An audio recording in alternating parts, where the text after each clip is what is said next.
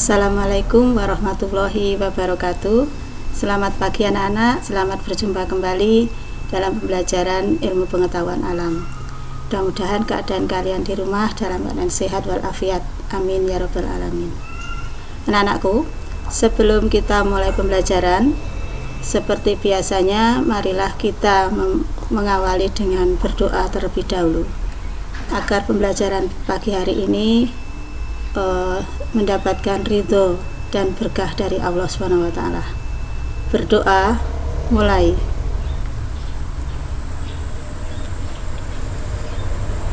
Selesai. Alhamdulillah, mudah-mudahan dengan doa kita ini Allah mengijabah semua yang kalian cita-citakan. Amin. Baiklah anak-anak, pada pagi hari ini kita akan memasuki pembelajaran yang kedua, subpokok yang kedua, yaitu bagian-bagian tubuh tumbuhan ya. Yang minggu kemarin Bu Sun sudah menerangkan tentang bagian-bagian utama tubuh hewan. Mudah-mudahan kalian semua sudah paham ya. Akan Bu Sun ulangi sedikit, yaitu bagian-bagian tubuh hewan itu ada kepala, badan, tangan, kaki, mata, telinga, mulut, rambut, sayap, sirip, ekor. Dan ini di beda bagian-bagian hewan ini sesuai dengan jenis atau kelompok hewannya. Kemarin sudah Bu Sun terangkan secara rinci. Mudah-mudahan kalian sudah bisa memahaminya. Dan sekarang untuk pertemuan ke hari ini kita akan membahas tentang bagian-bagian utama tumbuhan, yaitu akar, batang, dan daun. Kita perhatikan dulu gambarnya. Nah, coba perhatikan gambar tumbuhan dan bagian-bagiannya. Yang pertama adalah akar. Tumbuhan itu biji ya, biji kalau ditanam itu yang tumbuh pertama kali adalah akar. Kemudian bagian yang kedua adalah batang. Bagian yang ketiga daun. Ya. Kemudian bunga. Bagian yang berikutnya bunga. Setelah itu buah. Nah, di dalam buah itu ada biji. Biji itu adalah apa, Dek? Bakal tumbuhan baru. Jadi biji ada di dalam buah. Buah ini melindungi biji atau bakal tumbuhan baru. Nah, ini bagian-bagian tumbuhan. Bisa dipahami? Ya. Akar, batang, daun, bunga, buah, dan biji. Oke. Kalau kalian sudah paham, kita lanjutkan. Akan kita bahas satu persatu. Ya. Mulai dari akar. Akar itu berdasarkan bentuknya dibedakan menjadi dua, yaitu apa? Akar tunggang ya. Akar tunggang ini akar utamanya tumbuh dari biji ya. Ketika kita menanam biji, maka tumbuh akar. Nah, akarnya menjulang ke bawah. Jadi akar utama ini akan tumbuh rambut-rambut akar atau cabang-cabang akar. Ini bentuknya seperti ini. Jadi ada akar utama, ada akar-akar yang tumbuh. Dan di ujung-ujung akar ini ada tudung akar. Apa, Dek? Ada penutup akar. Tudung akarnya ini berfungsi untuk apa, Dek? Melindungi rambut akar atau akarnya menembus tanah. Nah, fungsi akar di sini adalah untuk mencari air dan unsur hara di dalam tanah, sehingga dia mencari air, sumber air itu terus kemana sampai ketemu.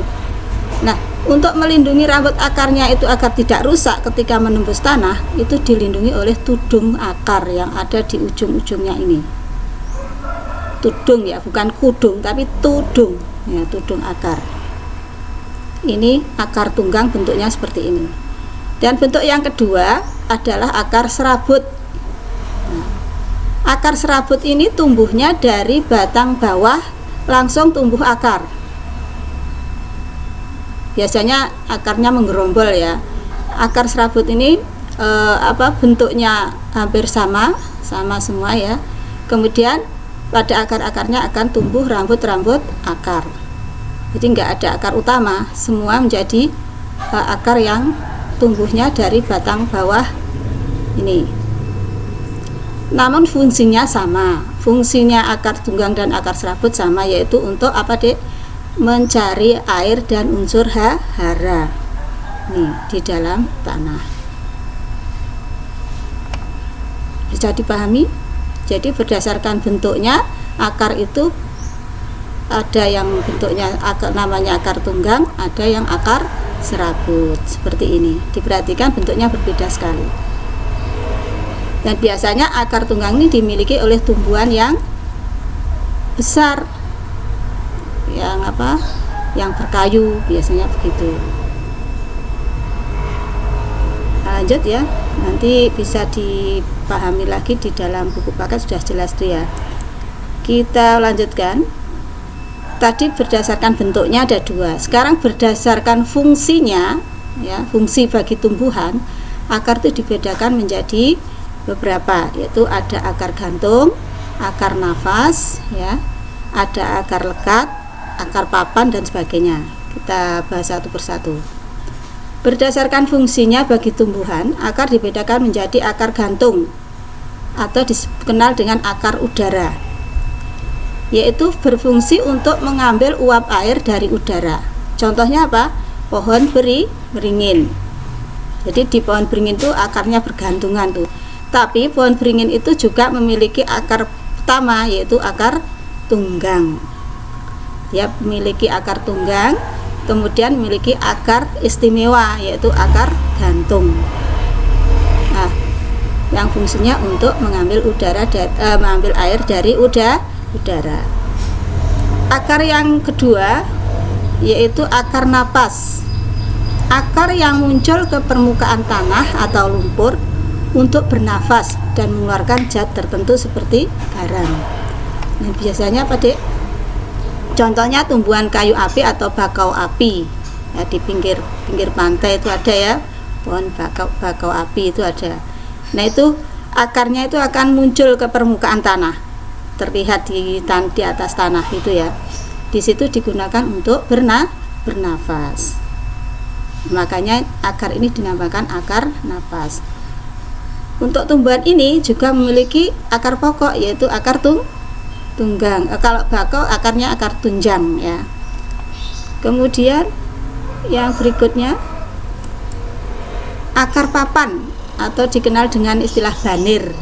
Nah, akar yang menjorok keluar menyerupai dinding. Jadi pada pangkal batang. Jadi pada pangkal batangnya itu akarnya akan menyerupai dinding besar-besar gitu Dek ya. Ini biasanya banyak tumbuh di hutan.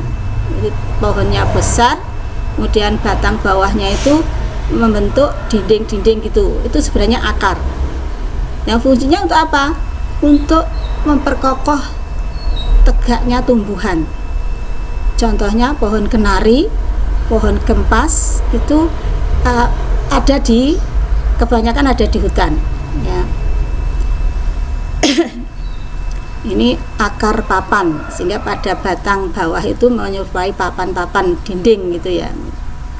Itu nanti bisa diperhatikan, dilihat gambarnya. Kemudian yang berikutnya akar tunjang. Akar tunjang berfungsi untuk menahan tumbuhan agar tidak roboh. Contohnya tumbuhan pandan berduri. Itu ada akar tunjang ya. Itu fungsinya tadi menahan tumbuhan agar tidak roboh. Yang berikutnya akar pelekat. Ini di buku kalian tidak ada Dek ya, ini saya tambahkan sendiri. Akar pelekat itu akar yang digunakan untuk melekatkan tubuhnya ke tumbuhan lain. Contohnya pohon sirih, anggrek. Nah, pohon sirih ini kan merambat.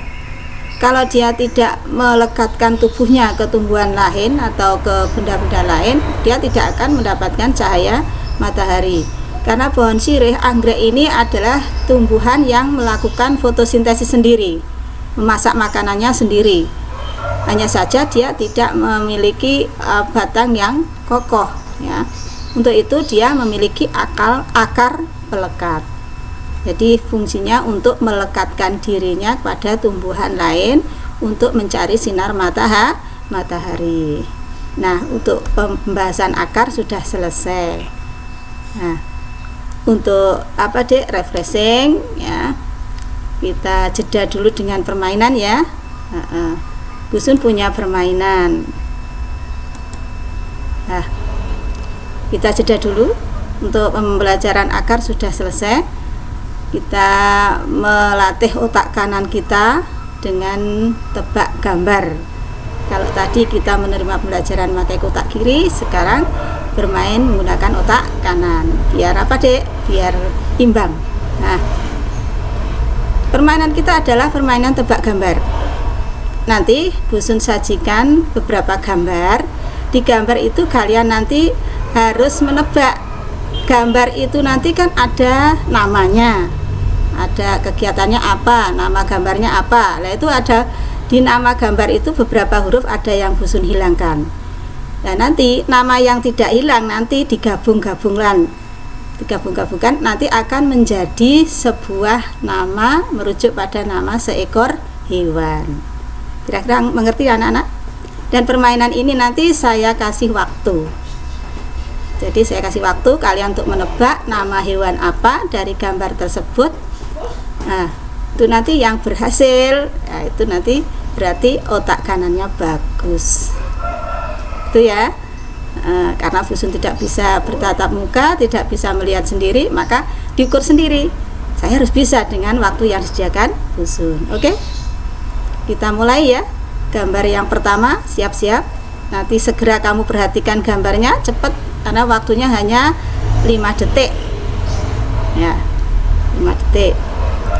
Kita mulai pada gambar yang pertama.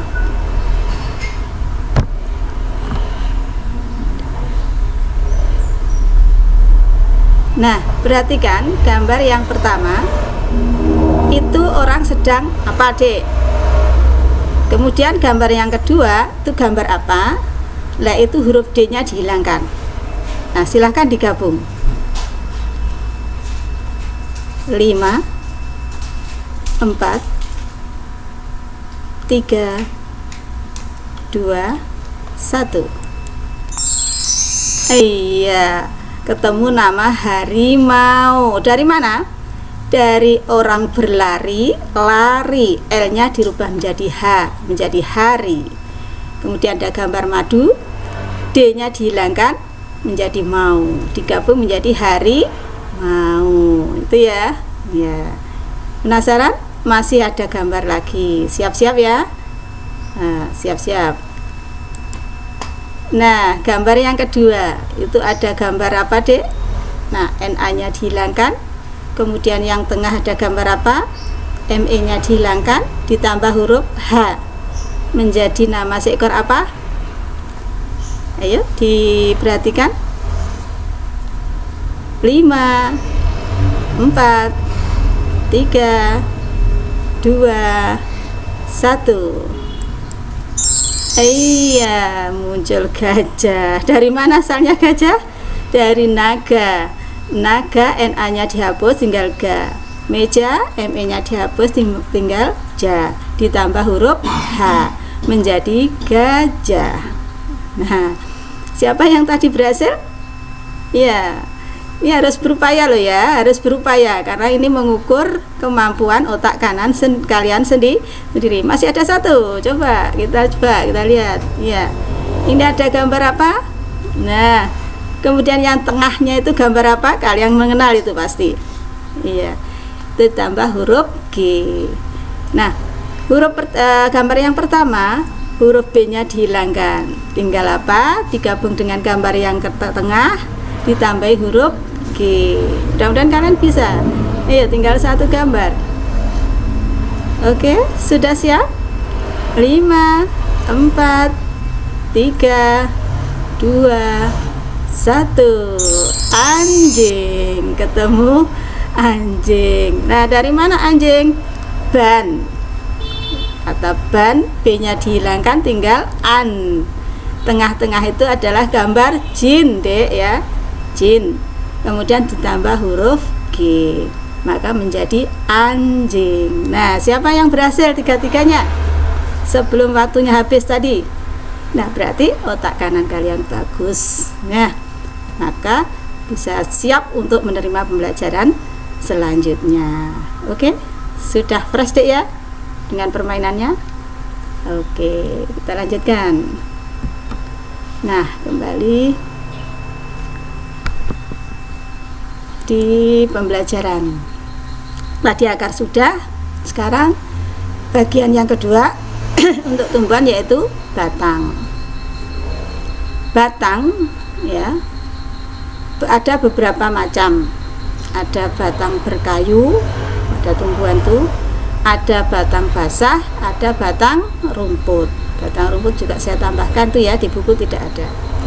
Batang berkayu itu memiliki kambium yang terletak di antara pembuluh kayu, yaitu pembuluh kayu itu ada dua, pembuluh xilem dan pembuluh phloem.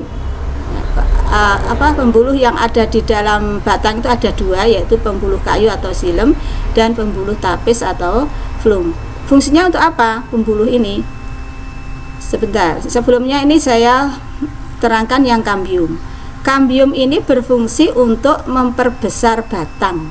Jadi kambium itu ada dua, kambium tengah dalam dan kambium yang bagian luar. Kambium bagian luar ini untuk membentuk kulit kayu, ya, kulit kayunya pada batang. Kambium bagian tengahnya itu untuk membentuk kayu bagian tengah, sehingga batang berkayu ini tumbuhannya membesar ya, Dek ya, perkembangannya menjadi besar. Nah, di dalam batang ada apa, Dek? Pembuluh kayu dan pembuluh tapis atau xilem dan phloem. Xilem ini berfungsi untuk apa?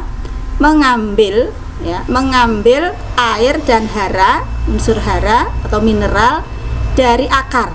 Tadi akar sudah mengambilkan air dan hara dari tanah toh, terus disampaikan kepada pembuluh kayu ini. Untuk dibawa kemana? Dibawa ke daun. Untuk apa? Proses fotosintesis. Apa fotosintesis? Proses memasak. Jadi tumbuhan itu memasak, Dek. Tumbuhan yang mempunyai klorofil, berhijau daun itu bisa memasak makanannya sendiri. Jadi tidak mengambil dari tumbuhan lain. Nah, dari pembuluh xilem ini air dan hara dibawa naik ke daun. Di daun digunakan untuk proses memasak dengan bantuan klorofil dan bantuan sinar matahari. Nah, air dan mineral yang dimasak tadi akan berubah menjadi karbohidrat dan oksigen. Karbohidratnya nanti oleh pembuluh tapis atau phloem ini akan diambil lagi, disebar ke seluruh tubuh tumbuhan, ke batang, ke daun, ke buah, ke bunga dan sebagainya. Diberikan karbohidratnya. Lah, oksigennya nanti sebagian digunakan oleh tumbuhan untuk bernafas dan sebagian disebar ke udara untuk makhluk yang lain termasuk kita. Maka kita sebagai manusia itu harus berterima kasih pada tumbuhan, sayangku. Karena apa? Tumbuhan itu berjasa bagi makhluk hidup yang lain, karena dia menciptakan oksigen untuk bernafas. Nah, maka kalau dengan tumbuhan jangan menyiksa ya. Kalau metik sayuran itu jangan pagi hari. Bunda dikasih tahu ya, metik sayuran jangan pagi hari, kasihan. Pada jam 7 sampai jam 9 itu proses memasak, sehingga jangan dipetik ya. Kalau mau metik sayuran sore hari dan jangan dihabiskan. Nah, itu ya. Kita lanjutkan ke batang basah ya. Batang basah itu batang yang mengandung air. Nah, pohonnya itu kalau yang punya batang basah itu mudah roboh dan mudah patah ya. Contohnya apa? Contohnya yang tumbuhan berbatang basah, contohnya apa? Lidah buaya, lompong-lompongan itu ya. Kemudian pisang batang basah. Apalagi bisa kalian cari lagi ya. Nah, Kemudian bentuk batang yang ketiga sekarang, yaitu batang rumput. Batang rumput ini tidak berkayu, memiliki ruas dan berongga. Nah, biasanya di pohon-pohon yang memiliki batang rumput itu pohon-pohon rerumputan tuh, rumput-rumputan tuh ya. Contohnya kayak padi, kayak jagung, kayak bambu, itu masuk ke batang rumput. Nah, memiliki ruas dan berongga. Itu ya. Itu macam-macam batang. Nanti kalau kita bisa bertatap muka, kita bisa melihat di kebun ya, bisa mencari macam-macam batang. Tapi kalian bisa melihat di rumah, di sekitar rumah kalian. Kita lanjutkan. Fungsi batang bagi tumbuhan sekarang. Apa toh fungsinya? Kalau akar tadi fungsinya adalah untuk apa, Dek? Untuk mencari air dan mineral dari dalam tanah. Akar juga bisa digunakan untuk menyimpan cadangan makanan. Nah, sekarang fungsi batang. Fungsi batang bagi tumbuhan yang nomor satu yaitu menopang tegaknya tumbuhan. Jadi untuk tumbuhan-tumbuhan yang besar itu batang digunakan untuk menopang tegaknya tumbuhan. Yang kedua, tempat menyimpan cadangan makanan, sama dengan akar. Terus untuk menyalurkan air dan hara dari akar tadi, pembuluh kayu ya atau silem tadi, serta menyalurkan makanan hasil fotosintesis. Tugasnya pembuluh flum tadi. Yang keempat, tempat melekatnya daun, bunga dan buah. Nah, itu fungsi daripada batang. Oke, bisa dipahami? Nah, materinya pagi hari ini Bu Sun hanya membahas akar dan batang saja dulu ya. Kita lanjutkan untuk bagian bunga, buah, dan biji untuk pertemuan berikutnya. Sekarang kalian punya tugas dari Bu Sun ya, membuat gambar tumbuhan, kemudian berikan keterangan bagian-bagian tumbuhan. Jangan jangan copy paste ya. Gambar sendiri, Dek, semampunya. Pasti kalian bisa buat gambar tumbuhan lengkap dengan akar, batang, bunga, buah, dan daunnya. Kalian kasih warna sendiri, bebas, monggo. Yang penting kalian tahu yang kalian gambar itu bagian-bagian tumbuhan. Nah, kalau hasil kalian bagus, bisa kalian tempelkan di dinding kamar kalian. Itu hasil karya ya, merupakan hasil karya. Nah, itu nanti kamu foto, Dek. Kalian fotonya kalian kirimkan ke Bu Sun. Oke, paham ya tugasnya ya? Tugasnya menggambar tumbuhan sekaligus menggambar yang bagus. Silahkan semampunya. Jangan digambarkan orang tua lo ya, gambar sendiri lo ya. Jelek tidak apa-apa, tidak ada istilah gambar jelek. Yang penting ada kalian paham bagian-bagian tumbuhan. Sampai di sini perjumpaannya Bu Sun. Kita jumpa lagi nanti pertemuan berikutnya untuk membahas bagian tumbuhan yang lain. Oke, mudah-mudahan kalian paham, bisa mengerti, dan nanti tugasnya dikirimkan ke Bu Sun. Terima kasih. Sampai di sini dulu. Wassalamualaikum warahmatullahi wabarakatuh.